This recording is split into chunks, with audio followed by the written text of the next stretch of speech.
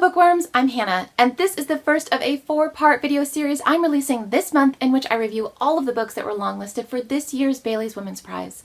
Altogether, I found the longlist to be a polarizing collection of books. While reading, I think I spent an equal amount of time feeling frustrated and perplexed as I did being entertained and enraptured. I'll be making my way through the longlist in order from least to top favorite. Some of these first reviews are brutal, but stick around because by the end of this video series, there are some books that will delight, seduce, and ensnare you.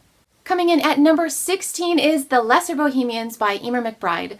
This is a contemporary women's novel set in 1990s London that chronicles the romantic relationship between an 18-year-old Irish girl attending drama school and an older man who is a well-reputed actor with a complicated past. Before I go into the book's strengths and weaknesses, there's something every reader ought to know about this book prior to picking it up.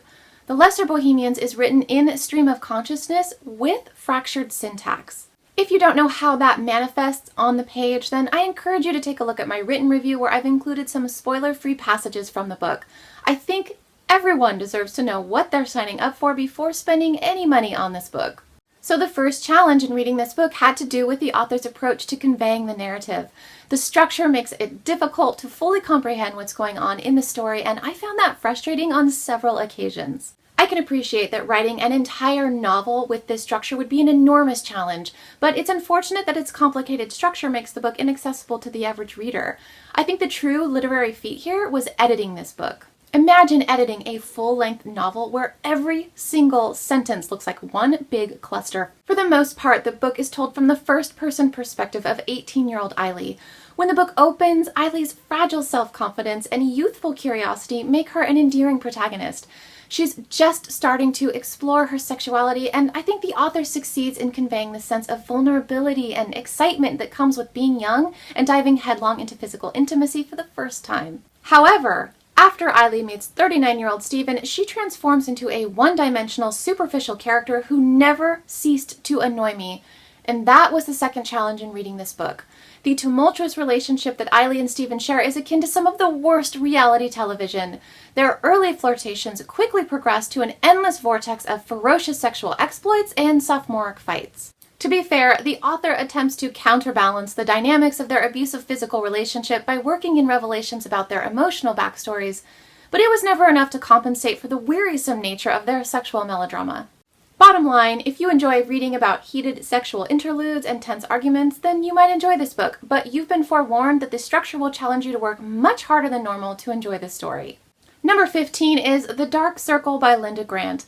This is a work of historical fiction that takes place in 1949 and follows the story of twin siblings Lenny and Miriam Linsky, who are diagnosed with tuberculosis and subsequently shuttled from their home in East London to a sanatorium in Kent.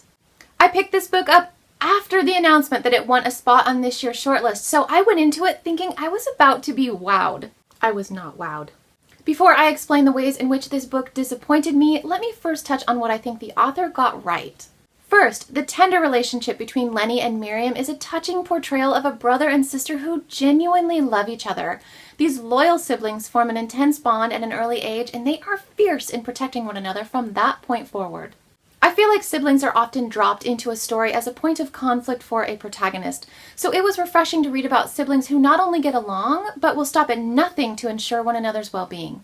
And second, the book gives a pretty informative account of shifting healthcare practices in England after the Second World War.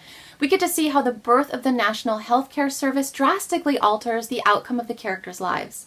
And we gain insight on how the emergence of a cure for tuberculosis initially created as much hope as it did despair. Incidentally, I think one of the most impactful moments in the book is when we see how political the distribution of the cure was and how limited resources left little to no room for empathy. Which brings us to my frustrations with this book, one of which has to do with the story taking place at a time when a tuberculosis diagnosis was practically a death sentence. The characters are in a sanatorium where every patient is sick and knows the odds are not in their favor. That's a setting that lends itself to extreme behavior, be it moments of great life reflection or crippling fear while pondering death. But for the most part, the characters take their illness in stride, and they spend a significant portion of the book complaining about their boredom.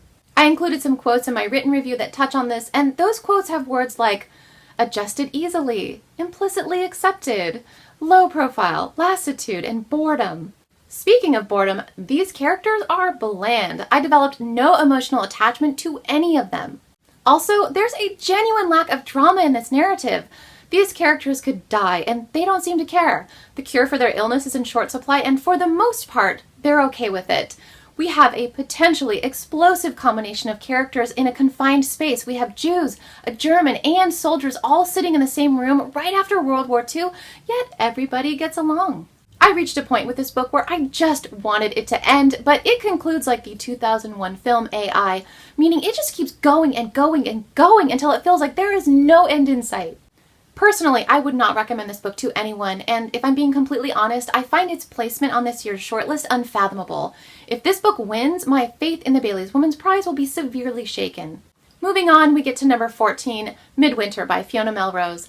This is a contemporary novel about two Suffolk farmers, Landon Midwinter and his son Vale, whose relationship is haunted by the death of Cecilia, cherished wife and mother. The first 3 lines of this book immediately grabbed my attention, and the opening scene is intense. It laid the foundation for my expectations, which set me up for disappointment because after the first high-stakes chapter concludes, there are no scenes of equal or greater suspense. Instead, the book maintains a tepid pace all the way to the final page. Chapters alternate between Landon and Vale. Many of them begin with a flashback that gives account of how Cecilia died 10 years prior, but because the story of her death is recounted from 2 perspectives, it sometimes feels needlessly repetitive. This is a book about characters navigating feelings of grief, resentment, devastation, anger, and pain, so I anticipated complex characters with emotional depth.